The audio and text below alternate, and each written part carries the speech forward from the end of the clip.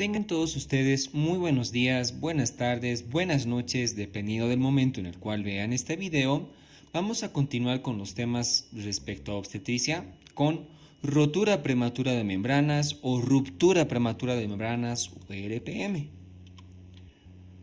La ruptura prematura de membranas es la solución de continuidad de las membranas, es decir, del corion y del amnios antes del inicio del trabajo de parto. Estas son las membranas, el corion y el amnios.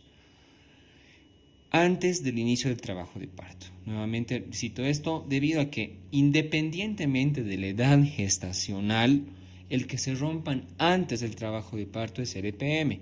Pueden romperse desde la semana 22 o 20, según la literatura que puedan ver, e inclusive hasta la semana 42. Y si se rompe antes de que empiece el trabajo de parto, es RPM. Una definición más que acota la literatura en referencia es que una ruptura prematura de más de 24 horas se considera prolongada, es decir, ruptura prematura prolongada de membranas. Pregunta: una de las siguientes es correcta respecto a las causas de rotura prematura de membranas o ruptura prematura de membranas. La presencia de meconio en líquido amniótico es la causa más frecuente. Las membranas son más sensibles en los segmentos cercanos al útero. El estreptococo beta hemolítico del grupo B es el germen más importante relacionado a RPM. Todas las formas de aumento de volumen en útero, es decir, embarazo gemelar, polidramnios, etc., son factores de riesgo, solo C y D. Bien, vamos a hablar un poquito acerca de los riesgos que conlleva la ruptura prematura de membranas. Y tenemos la perspectiva en relación a la mamá y al producto. Respecto a la mamá, aumenta la morbi-mortalidad materna. Esto en relación a los parámetros de infección y desprendimiento de placenta prematuro normo inserta. Respecto a la infección, se ha demostrado de que las mamás que tienen ruptura prematura de membranas son más propensas a desarrollar coriamnionitis. El que desarrollen coriamnionitis son más propensas a que desarrollen infecciones en el periodo del puerperio. Por lo tanto, la infección es bastante importante respecto a la mortalidad materna. Otro es el desprendimiento de placenta prematuro normo inserta, o también conocido como abrupto placentario. Esta condición, como se puede ver en hemorragias de la segunda mitad del embarazo, es una condición y es una emergencia obstétrica, en la cual si se desprende la placenta puede provocarnos un choque hipovolémico y un sangrado oculto. Se pueden activar los factores de coagulación y provocar una coagulación intravascular diseminada. Entonces, el hecho de que se rompa la bolsa disminuye el contenido del útero en relación al líquido, y esto por presión puede hacer desprender la placenta, ¿no? Entonces, estas dos situaciones aumentan la mortalidad materna. Respecto al producto, aumenta la mortalidad perinatal, y en esta oportunidad lo hace en tres aspectos. Primero, la prematurez. Gran parte de las roturas prematuras de membranas, como su nombre dice, al ser prematuros, muchas de las veces son en edades gestacionales en los cuales el producto aún no ha alcanzado la madurez suficiente, y en especial de qué órganos, de los pulmones. El hecho de que nazca un prematurito con una dificultad pulmonar siempre es sinónimo para el pediatra y el neonatólogo en especial, un problema para el manejo del producto, ¿sí? La otra perspectiva es en relación a los procesos infecciosos. Al igual que en la madre, los procesos infecciosos pueden condicionar una infección más directa en el producto. Vamos a ver a continuación cuáles son los gérmenes, pero estoy seguro, y tal vez es un lema que muchos pediatras o muchos neonatólogos manejan, que es preferible 100 veces tener un producto prematuro a tener un producto infectado. La perspectiva y el manejo en relación a la antibiótico-terapia es mucho más dificultosa, es más difícil de llevar y eleva considerablemente la tasa de mortalidad perinatal. Y otra perspectiva también son las distocias.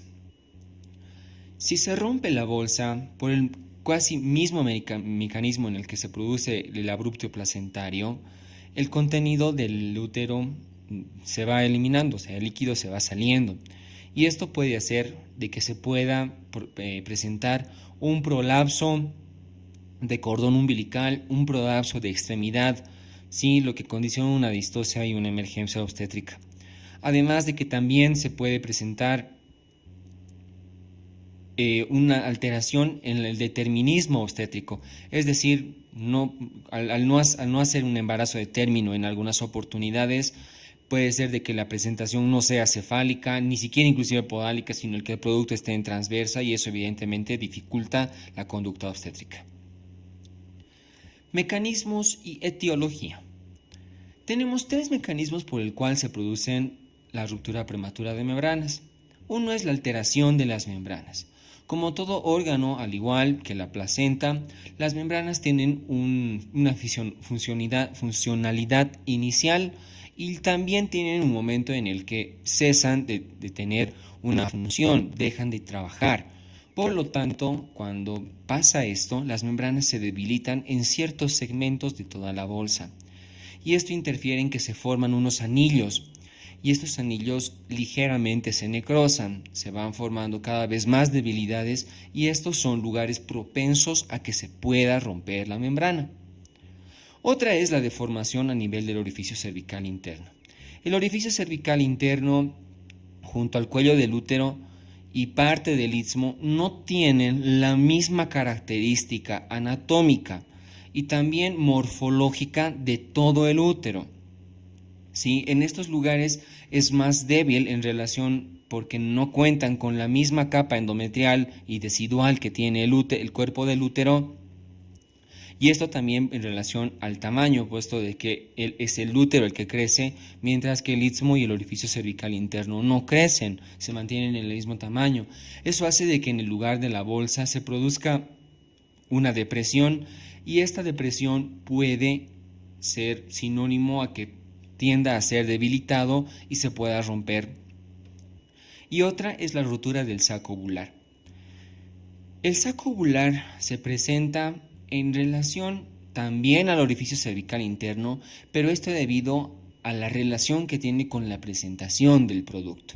Y muchas de las veces se ve en el trabajo de parto, esto se lo evidencia, en el cual al realizar el tacto vaginal, en un momento de contracción uterina, se siente cómo se abomban las membranas porque se llena de líquido en relación a la presentación y al orificio cervical. Aumenta la presión de dicho lugar y por ende se puede romper la membrana. Dentro de la etiología tenemos igual a 3, los traumatismos, la infección y la incompetencia cervical. Los traumatismos son más importantes cuando son de causa directa, es decir, que se altere dentro del orificio cervical interno. Por lo tanto, el tacto vaginal siempre es un mecanismo frecuente. También la ruptura artificial de membranas con el amniótomo o amniorexis en otras literaturas también. Entonces, más sin embargo, no por ello los traumatismos externos también son importantes, sí son importantes. Y obviamente los accidentes de tránsito son los más prioritarios. Luego pasamos al más importante, que son las infecciones. Y dentro de las infecciones podemos hablar de las bacterias que tienen mayor presentación, que sin embargo no son las únicas, pero son las más importantes. El complejo GAM, considerado con Gardnerella, Actinomyces y Mobiluncus, gram negativas como Neisseria y Clamidia, y el más importante, Streptococo beta hemolítico del grupo B. Esta bacteria en especial es la responsable de provocar en el producto enfermedad de membrana hialina, por correspondiente un distrés respiratorio del recién nacido, y esta es la bacteria pues que tiene mayor implicancia al momento de realizar la antibiótico-terapia, como veremos luego. Otra causa es la incompetencia cervical o insuficiencia cervical, incompetencia istmico-cervical o insuficiencia istmico-cervical. Es una condición en la cual el cuello del útero es deficiente y no puede tolerar un embarazo. Por lo general produce rupturas prematuras de membranas y amenazas de aborto entre el segundo a tercer, en el segundo trimestre en especial, ¿sí? La forma de realizar el diagnóstico de esto es mediante la introducción de un dilatador de Hegar y que un número 4 que ingrese sin dificultad en el cuello uterino hace prácticamente el diagnóstico. ¿Sí? El tratamiento de elección para estas circunstancias mediante un cerclaje, es decir, una sutura en el cuello del útero que haga que no se dilate. Por lo tanto, vamos a responder nuestra pregunta. Una de las siguientes es correcta respecto a las causas de ruptura prematura de membranas. ¿La presencia de meconio en líquido amniótico es la causa más frecuente? No. ¿Las membranas son más sensibles en los segmentos cercanos al útero? No. Hemos visto que más bien son más sensibles en cuello y en orificio cervical interno. ¿El estreptococo beta hemolítico del grupo B es el germen más importante relacionado al RPM? Sí. Todas las formas de aumento de volumen en útero, es decir, embarazo gemelar, polidrámidos, etcétera, son factores de riesgo. Este párrafo no está en la literatura sugerida, mas sin embargo en todas las literaturas que puedan revisar, todo lo que aumente de volumen en el útero es un factor de riesgo importante. Por lo tanto, en esta pregunta la respuesta es solo C y D. Diagnóstico. Tenemos múltiples pruebas, múltiples formas de poder diagnosticar ruptura prematura de membranas. Algunas las contamos en el medio, algunas no, algunas son de fácil acceso, otras no, ¿sí? Primero empezamos con el examen genital. El examen genital podrá ser externo o podrá ser interno. El examen genital externo consiste en la visualización de la vulva y evidenciar si hay salida de líquido amniótico, si la vulva está muy húmeda, si la ropa interior está bastante mojada del líquido amniótico. ¿Cómo es el líquido amniótico? La característica del líquido amniótico es un líquido por lo general transparente, algunas veces presentará unos grumos blanquecinos correspondiente al vérmix fetal, tiene un olor muy similar al hipoclorito de sodio, o sea, a la lavandina, o también algunas referencias hacen al semen. ¿Sí? Entonces, evidenciarlo en la vulva puede ser un parámetro. Más sin embargo, muchas de las veces no se puede realizar un examen genital externo o no se puede evidenciar en ello. Por ende, se pasará a realizar un examen genital interno. Es decir, bajo visión con espéculo se identifica el orificio cervical externo y se puede evidenciar si hay salida de líquido amniótico del mismo. Se puede pedir a la paciente que realice algunas maniobras de Valsalva, como toser o pujar, o también se puede realizar una maniobra llamada maniobra de Tarnier, que consiste en rechazar ligeramente la presentación hacia arriba y evidenciar si hay salida de líquido amniótico. También tenemos y contamos con la prueba de pH. La prueba de pH es, o también conocido como test de nitracina, es una prueba que consiste en colocar el líquido que se obtiene por orificio cervical externo y llevarlo a una tira reactiva. El pH vaginal por lo general es ácido, por lo tanto, si encontráramos alguna situación que es propia de vagina, el líquido viraría a un color amarillo verduzco. Mas, sin embargo, el líquido amniótico es alcalino. Por lo tanto, si entra en contacto con la tira, va a reaccionar a un color azul.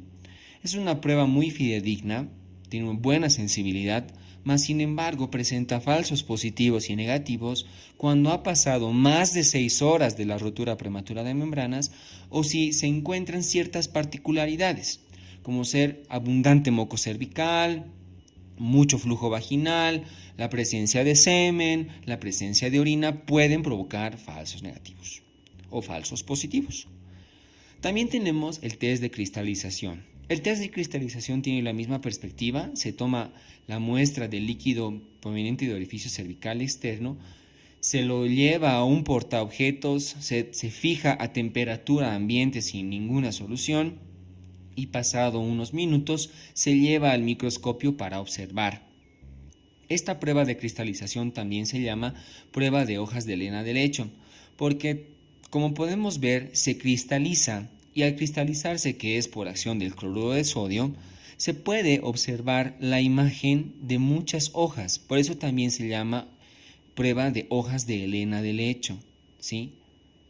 Es otra prueba bastante fidedigna con buena sensibilidad, pero al igual que el test de nitracina, tiene una sensibilidad que disminuye cuando pasan más de 6 horas de ruptura prematura de membranas. O también con las mismas circunstancias en relación a la prueba de pH, como ser abundante moco cervical, la presencia de semen, la presencia de orina. Tenemos algunas pruebas de laboratorio. La literatura sugerida hace referencia a la prueba de fosfatidilglicerol. Es una prueba en la cual se obtiene el líquido, se la lleva y se la centrifuga, se obtiene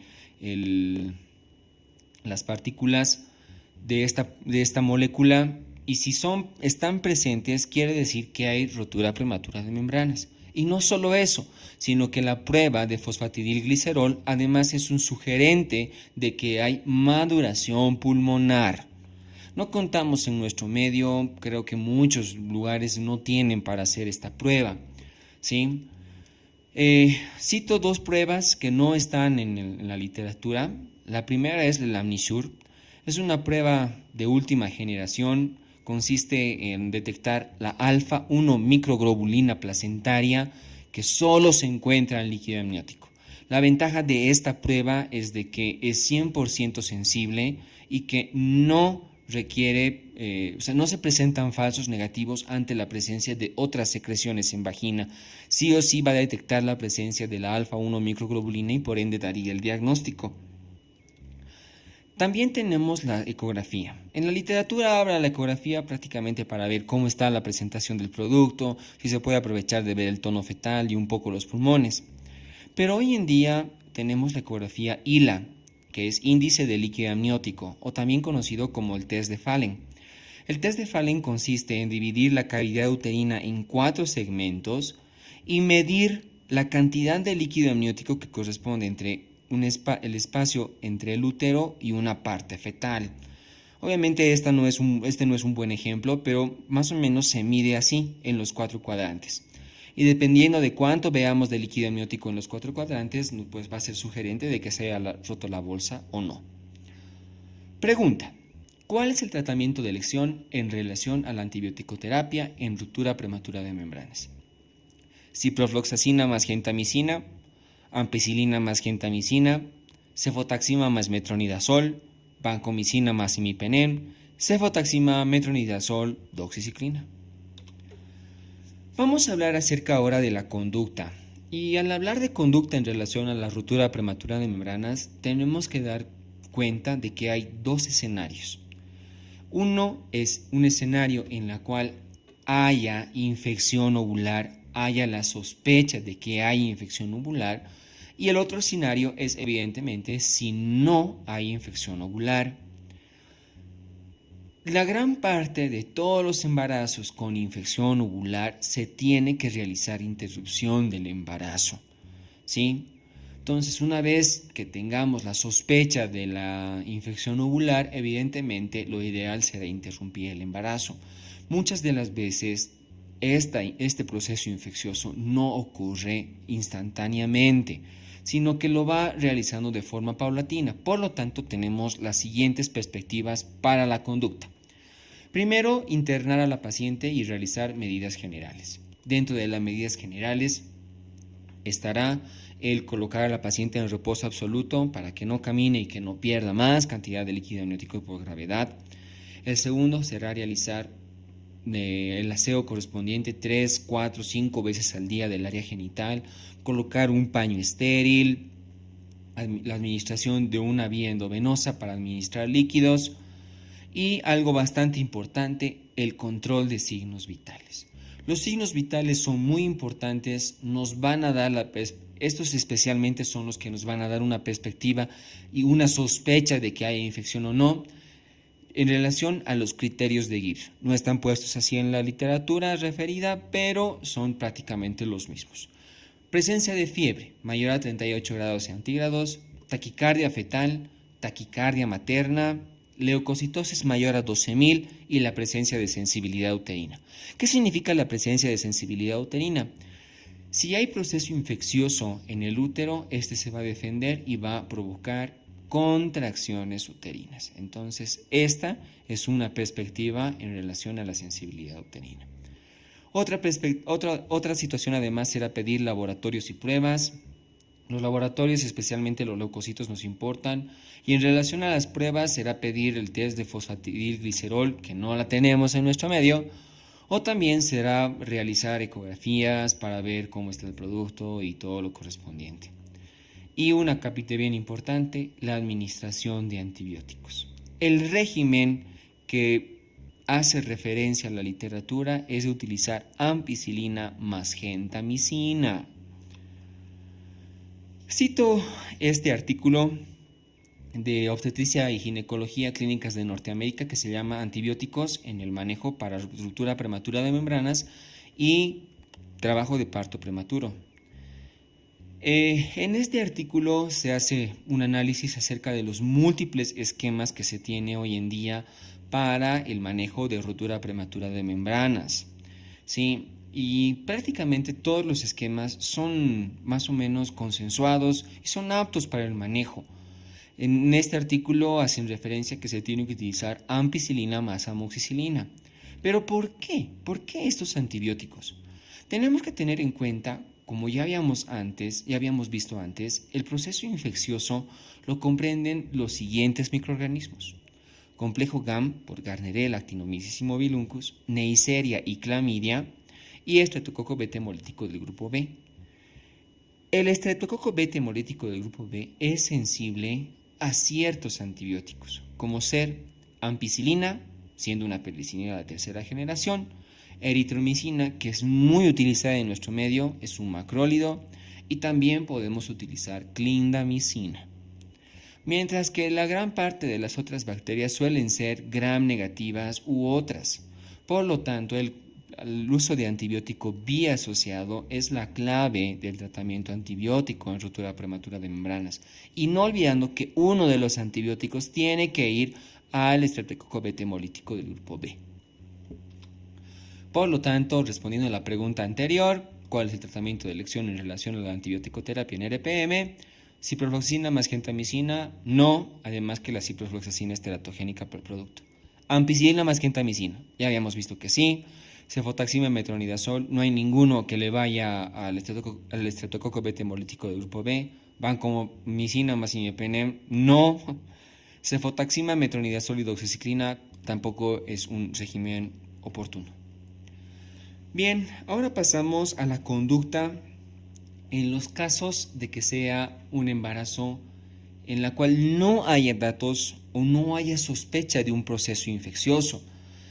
Y al hablar de esto tenemos tres escenarios o tres perspectivas de conducta que son en relación a la edad gestacional. Edades gestacionales de 26 semanas o menos, el pronóstico por lo general es desfavorable. Por la prematurez, por el peso del producto, muy pocas veces salen adelante este tipo de embarazos y por ende se evaluará mediante el caso correspondiente. Hoy en día el cuidado, los métodos de diagnóstico y el uso de antibiótico-terapia ha permitido ligeramente prolongar los embarazos con RPM a estas edades gestacionales, o por lo menos han logrado de que se consiga un peso óptimo para que el producto pueda tener mejores chances o mejores perspectivas de salir adelante, ¿sí? Más es, como digo, por lo general es desfavorable, y cuando es muy desfavorable lo ideal es terminar con la gestación, ¿sí? La literatura también hace una ligera referencia a los RPMs que se producen antes de las 22 o 20 semanas. Y quiero recordar la definición de RPM, que es la solución de continuidad de las membranas del corion y del amnios antes del inicio del trabajo de parto, ¿sí? Toda ruptura de bolsa que se produce antes de una condición obstétrica, es decir, menor a las 20 o 22 semanas, no es ruptura prematura de membranas, sino es amenaza de aborto. Si ya el pronóstico es desfavorable en una conducta obstétrica, en una conducta ginecológica, es decir, menor a las 22, 20 semanas, el pronóstico es peor desfavorable, ¿sí? Y la literatura hace referencia de que hay no más que interrumpir la gestación. Tenemos el otro escenario, que es la conducta entre las 27 a 33 semanas. Y nos hace unas condicionantes la literatura. Si se cuenta con pruebas de madurez pulmonar, si hay la presencia de madurez pulmonar, interrumpir. Si hay ausencia de madurez o no contamos con pruebas de madurez pulmonar, se realizará manejo expectante. ¿En qué consiste el manejo expectante? En hacer las medidas generales, las mismas que habíamos visto en los procesos infecciosos, la administración de antibióticos, los mismos que hemos visto en relación al proceso infeccioso, más, sin embargo, en esta perspectiva de carácter profiláctico, y el pilar del manejo expectante, la maduración pulmonar. ¿Cómo se realiza la maduración pulmonar? Administrando corticosteroides. Betametasona es el que hace referencia a la literatura. También podemos utilizar dexametasona. Estos dos son los que son más aceptados y que hay mucha evidencia clínica. ¿Y cuál es la forma de administración? 12 miligramos intramuscular cada 24 horas por 2 dosis, es decir, 2 días. Cito la revisión de la librería Cochrane o Cochrane, dependiendo de cómo quieran pronunciarlo, en el cual la primera revisión, el primer metaanálisis que realizaron fue justamente la administración de corticosteroides antenatales para acelerar la maduración pulmonar en mujeres que tienen riesgo de parto prematuro.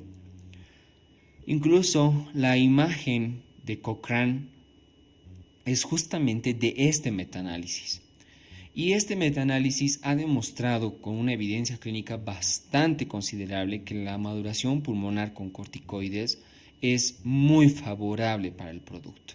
Antes se la realizaba cada semana, se ha visto que esto no trae ningún beneficio. En algunas literaturas últimas hacen referencia de que se tiene que realizar una sola dosis de rescate a la semana 36.6.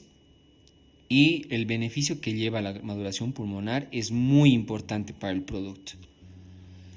Y tenemos el último escenario, que es una conducta cuando se tiene un embarazo mayor de 34 semanas, que por lo general la perspectiva va a ser interrupción del embarazo, que pueda ser mediante parto o cesárea. Si la paciente reúne condiciones para el parto, se hará una inducción con oxitocina. Mas si no evoluciona o no hay conductas para parto, se realizará cesárea. Además, hay presencia de factores que pueden condicionar directo una cesárea. Y a no olvidar los antibióticos. Igual tenemos que administrar el mismo régimen de antibióticos que hemos estudiado en el momento correspondiente. Cito este otro artículo que es de la revista The Lancet y es la comparación del manejo expectante versus la interrupción inmediata de un embarazo con ruptura prematura de membranas que es cercano a término, o sea, es igual superior a las 34 semanas. Y en este artículo se puede evidenciar de que la sepsis neonatal no hay relevancia significativa. Es lo mismo hacer manejo expectante o la interrupción inmediata. Que el uso de ventilador para el producto igual no tiene mucha relevancia significativa.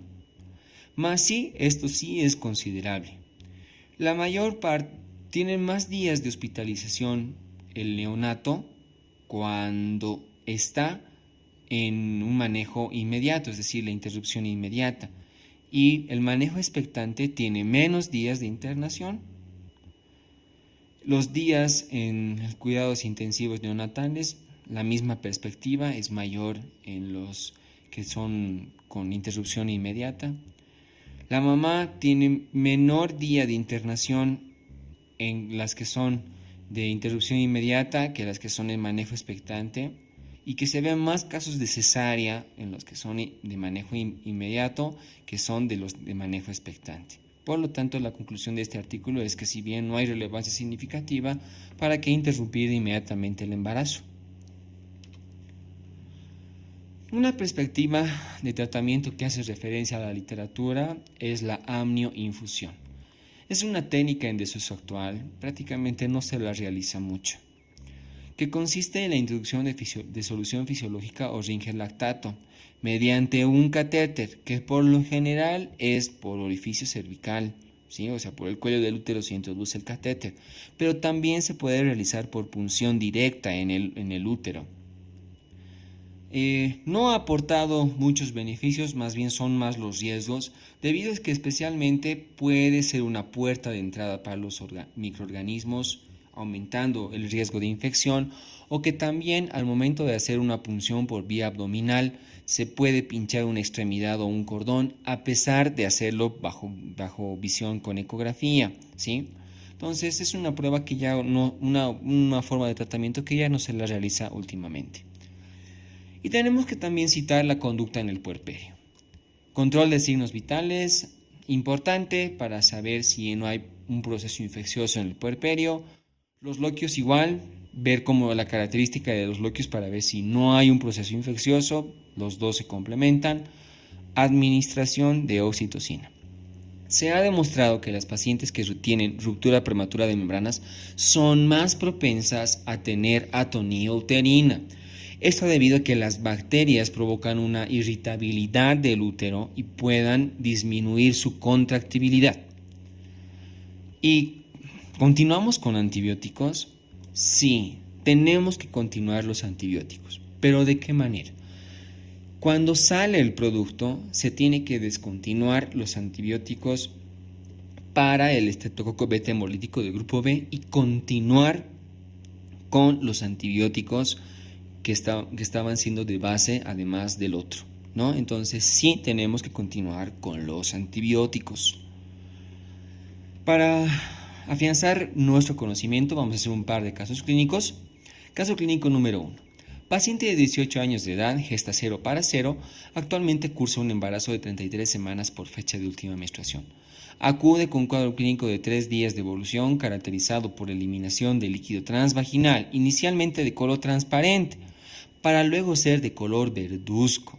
Añadido al cuadro se presentan alzas térmicas no cuantificadas y el examen físico destaca frecuencia cardíaca materna de 102 latidos por minuto, altura de fondo uterino de 24 centímetros desde el borde superior de la sínfisis del pubis y un feto único vivo con frecuencia cardíaca de 148 latidos por minuto sin la presencia de dinámica uterina.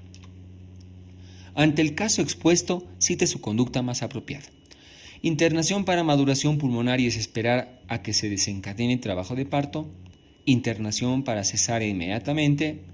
Internación para antibiótico-terapia y manejo expectante. No corresponde a RPM, por lo que realiza maduración pulmonar y la cito a control prenatal en una semana. Ninguna corresponde al manejo adecuado. La respuesta es internación para cesárea inmediatamente. Ya habíamos visto. Si hay la presencia de datos de infección, lo ideal es interrumpir la gestación.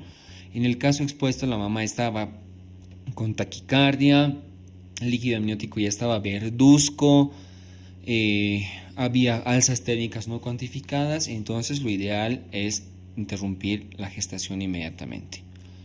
Cuadro clínico número 2. Paciente de 41 años de edad con los antecedentes de gesta 5 para 4 y AB1, actualmente cursa con una gestación de 32 semanas por fecha de última menstruación y por ecografía precoz. Refiere cuadro clínico de 6 horas de evolución caracterizado por la presencia de eliminación espontánea de líquido transvaginal, transparente, con presencia de grumos y con ligero olor a lavandina.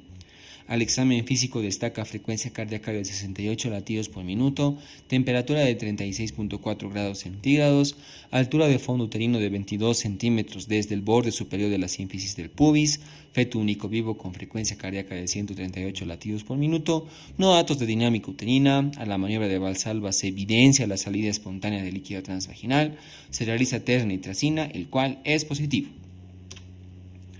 Ante el caso expuesto, cite la conducta más adecuada. Internación para cesárea inmediatamente. Al ser embarazo de término no necesita maduración pulmonar e induzco trabajo de parto. Internación para antibiótico-terapia, maduración pulmonar esperando manejo expectante. El embarazo demuestra sufrimiento fetal y la transfiere a un nivel de mayor complejidad, ninguna de las anteriores. La respuesta es internación para antibiótico-terapia y maduración pulmonar esperando manejo expectante. En este caso no hay datos de infección y la edad gestacional está comprendida justamente en el lapso donde lo ideal es hacer manejo expectante. Por lo tanto, administramos maduración pulmonar y antibióticos. Muchísimas gracias. Me despido con una frase del poeta chileno Pablo Neruda que dice: el triunfo del verdadero hombre surge de las cenizas de su error. Muchísimas gracias.